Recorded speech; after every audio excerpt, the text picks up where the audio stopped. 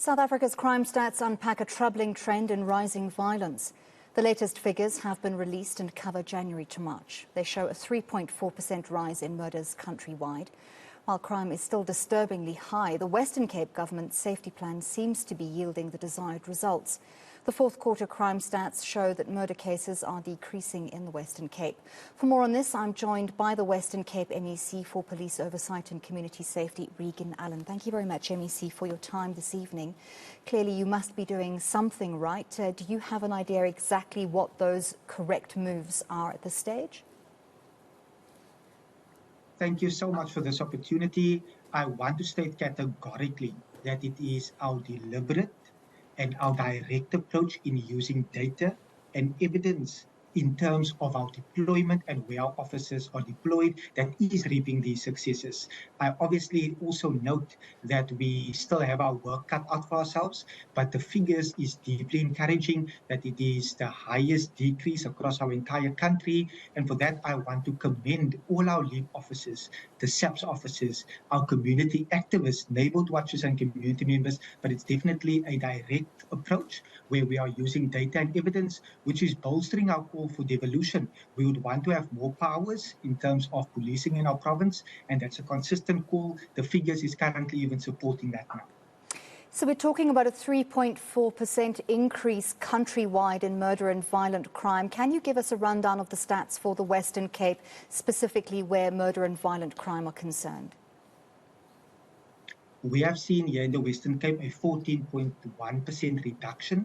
We have also seen a 10.1% reduction in contact crime, but more importantly, we have even seen rape decreasing. We have seen carjackings decreasing. We have even seen house robberies decreasing by over 14.2%, which is also attributed to our men and women, that is the extra eyes and ears on the ground, and we have over 17,500 neighborhood watch members that act as force multipliers.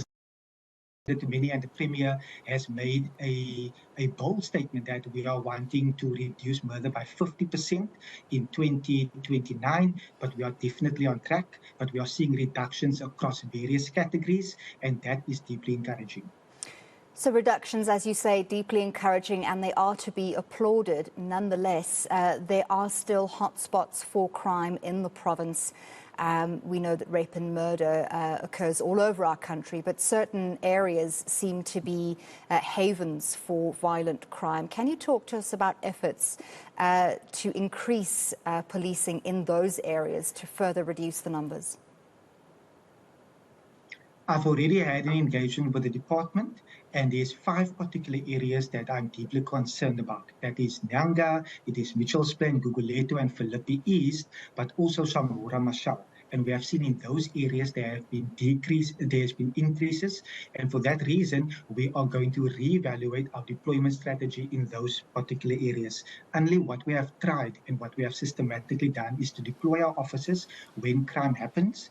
We then have an evidence-based approach to ascertain if our deployment is working and the strategies that we are implementing. So we are definitely going to continue in that particular fashion. But if we consider the 350 million that we have invested in our lead officers that is working with the South African Police Service to be the extra boots on the ground, because in those 13 murder hotspots, which is contributing to almost 50% of our murders in our entire province, it is encouraging, and for that reason, we are needing to continue to work in our efforts in that regard. We have also had engagements with the NPA to ensure that many of the cases that is appearing before court is actually leading to convictions. So we do talk about a whole of government approach. We talk about engaging all the various stakeholders within the criminal justice system so that we can ultimately see these perpetrators land behind bars. And it is very clear that policing should be closer to the people. And in the Western Cape, it's a consistent call. We want devolution. We would want a new policing model so that we can ultimately make decisions and have fast-tracked interventions in our communities where it is most needed. Let's talk about the correlation between cost, devolution and these decreasing crime stats. You say 350 million rand invested in the LEAP program. In the rest of the country, other provinces beside the Western Cape, we know that everywhere budget constraints are problematic. We don't have enough boots on the ground. But if other provinces were to replicate your model, just talk to us a little bit about budget increases, in terms of what it's cost the Western Cape Police Department or Oversight Committee to reduce these crime stats. It has taken a huge effort when we consider that it is unfunded mandates and policing is currently a national mandate. We have had to step in, we have had to step up, and we have had to take budget from other key departments, like education, for example. And it was a tough choice to make because we wanted to ensure that we are able to show that when we have policing powers, we'll be able to see murder reducing. We'll be able to see criminals land up behind bars. But it is a very tough decision because when you sit as a cabinet, and under the leadership of the Premier, Anlie, tough decisions had to be made on where we prioritize and where we actually fund certain interventions. But when we look at what happens in our provincial parliament, we have often seen that the equitable share that is allocated to the Western Cape is not increasing year on year. We are not getting our fair share when we consider the amount of new residents coming into our province, but it's been a tough call to make, but it's one that the Premier has taken, knowing that we are wanting to save lives, we are wanting to ensure that our residents are free from a life of crime and that they are able to live a life of dignity and ultimately add and contribute to our community. But it is very difficult under the circumstances when we see that year on year, the SAP's budget is reduced. Year on year, we are seeing less officers on the ground. As such, we've had to step up, considering we are wanting to serve our residents. You talk about it being a tough decision. I can only imagine. Do you think that you might face some backlash in the future? We're facing national elections next year in terms of having to make that choice between safety and something as critical as education.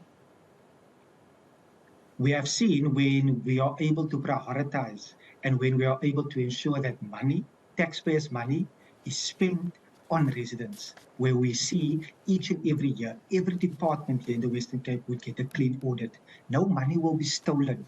We won't get an AG report where there has been maladministration, where there has been wasteful expenditure. We ultimately want to be held accountable, and we have shown the residents of the Western Cape that we spend money, we don't steal money, we don't loot money, which we have seen when it happens in other provinces or when it happens at a large scale in terms of state capture.